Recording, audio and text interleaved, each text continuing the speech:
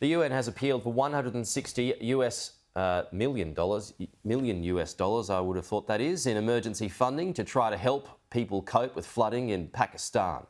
Around 33 million people have been affected by flooding across the country, while more than 1,100 people have died so far.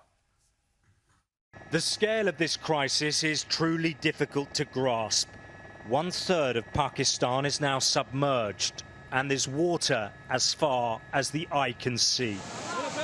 For those trapped, it is a race to try and outrun an unstoppable tide.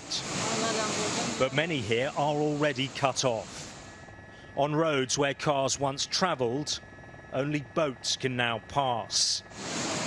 Others are building their own bridges to escape the raging floodwater. I am seeing every day.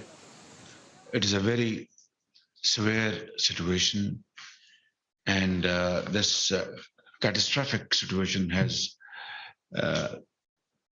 led to a very, very grim economic situation. And with much of the country now one big inland sea, it's been left to the Navy to try and reach people stranded in remote areas.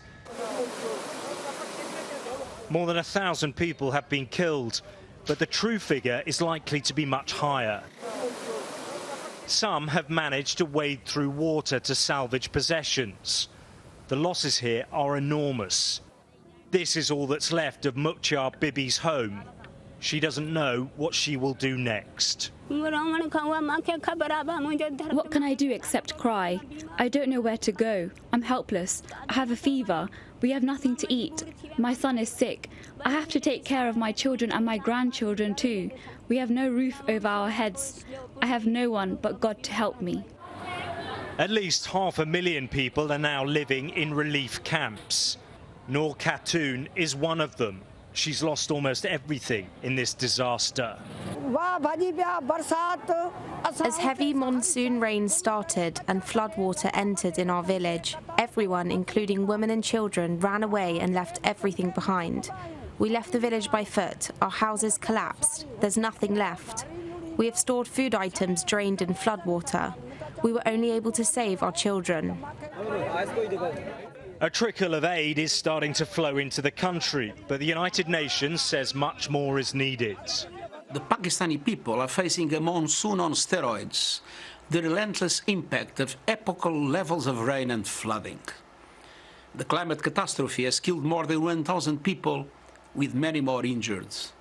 Millions are homeless, schools and health facilities have been destroyed, livelihoods are shattered, critical infrastructure wiped out, and people's hopes and dreams have washed away.